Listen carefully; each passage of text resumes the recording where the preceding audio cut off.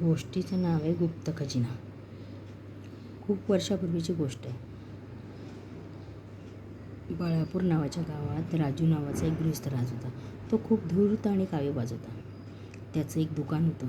त्याचा एक मित्र होता जगदीश. जगदीशला बऱ्याच दिवसापासून काशी यात्रेला जाण्याची इच्छा होती. तो त्याची तयारी करत होता. जगदीशने 100 सुवर्ण मुद्रा साठवल्या होत्या.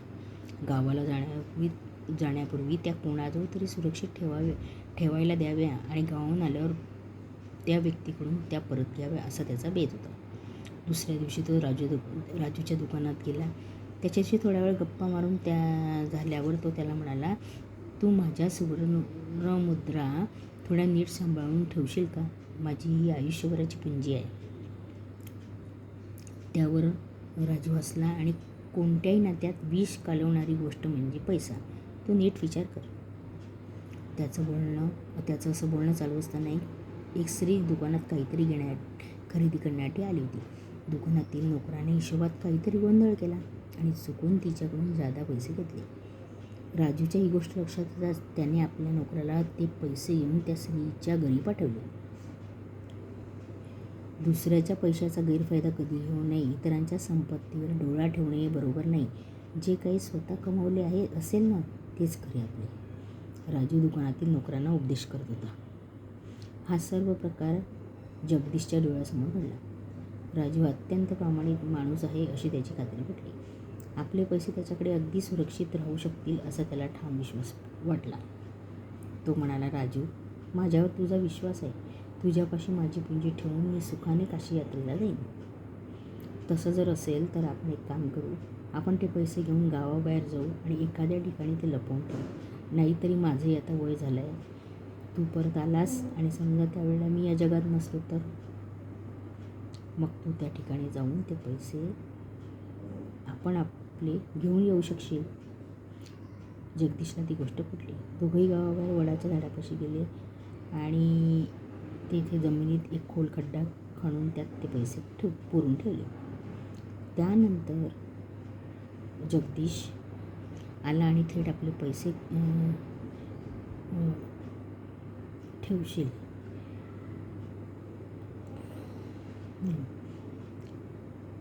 त्यानंतर जगदीश सुखासमाधानाने काशी यात्रेला निघून गेला आणि बरोबर 6 महिन्यांनी तो यात्रेहून परत आला आणि थेट आपले पैसे काढून घेण्यासाठी एकटाच गावाबाहेर असलेल्या त्या विशिष्ट झाडापाशी गेला. 6 महिन्यांपूर्वी बुजवलेल्या खड्ड्यातील माती त्यांनी पुन्हा उकरली. पाहतो तर काय आत काहीच नव्हतं. तो आता काळजीत पडला. तो तसाच राजूकडे जाऊन म्हणाला, अरे राजू, आपण दोघांनी मिळून माझे पैसे विशिष्ट ठिकाणी दडवून ठेवले होते, पण ते आता गायब झाले आहेत. त्या पैशाविषयी तुला आणि मलाच माहीत होतं. राजू शांतपणे म्हणाला, तू यात्रेला गेल्यानंतर मी त्या जागी फिरकलो सुद्धा नाही. मला तर काहीच माहीत नाही. खरं म्हणजे राजूने धूर्तपणे योजनापूर्वक सर्व काही बनाव घडवून आणला होता. आपला प्रामाणिकपणा सिद्ध करण्यासाठी आपल्याच नोकरकरवी तिचे पैसे परत केले होते आणि आपली अशा वागण्याची जगदीशवर चांगली छाप पडेल याची त्याला पूर्ण कल्पना होती. पण प्रत्यक्षात मात्र जगदीश काशी यात्रेला गेल्यावर राजूने गावाबाहेरच्या झाडापाशी जाऊन ते पैसे सोडले होते. जगदीश कोड्यात पडला. त्याला काय करावं ते काही सुचेना. घडल्या घटनेला कोणीच साक्षीदार नव्हता.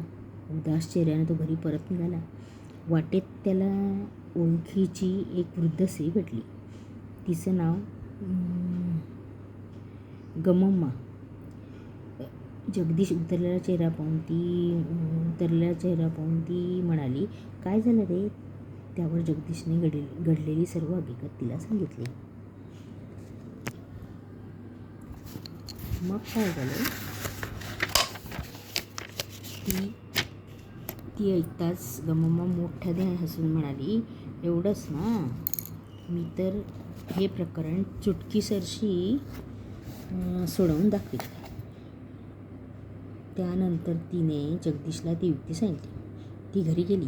तिने एक संदूक घेतली आणि थेट राजूकडे निघाली.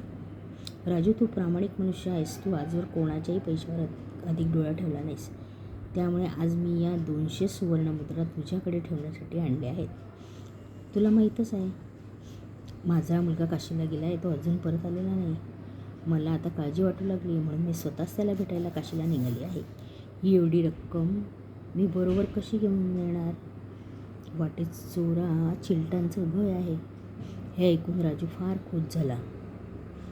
याचा अर्थ एकच होता, जगदीशने स्वतःचे पैसे गहाळ झाल्याची गोष्ट गावात अजून कोणालाही सांगितलेली दिसत नव्हती. राजूवर त्याने ठपकाही ठेवला नव्हता. नेमकं गमावांचं व त्याचं हे बोलणं चालू असताना जगदीश तेथे आला आणि म्हणाला, मी तुझ्याकडे ठेवायला दिलेले पैसे. त्याचे ते वाक्य पूर्ण होण्याआधीच राजू घाईघाईने म्हणाला, अरे हो, मी तुला तेच सांगायला निघालो होतो. तुझे पैसे मला त्या झाडाखालच्या खड्ड्यात मिळाले. अरे तू चुकीच्या ठिकाणी शोधलंस ना. थांब, मी ते तुला देतो. असं म्हणून त्याने घरातून घाईने राजूच्या पैशाची पुरचुंडी आणून त्याच्या स्वाधीन केली.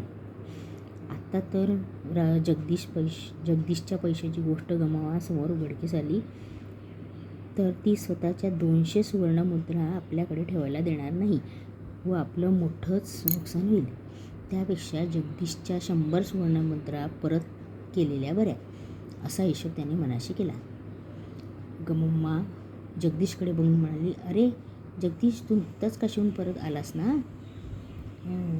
मग तिथे तुला माझा मुलगा भेटला का? मी त्याला शोधायला तर तिकडेच निघाले होय.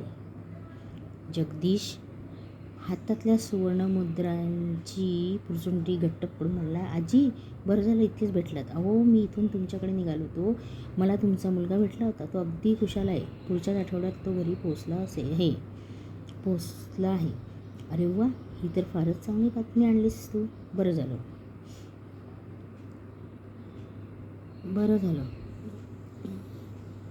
माझा केवढा मोठा प्रवास वाचला. गमम्मा हातातील संदूक घट्ट पकडून उठली व ती राजूकडे वळून म्हणली, बरं झालं राजू, आता तुझ्याकडवर माझे हे पैसे सांभाळण्याची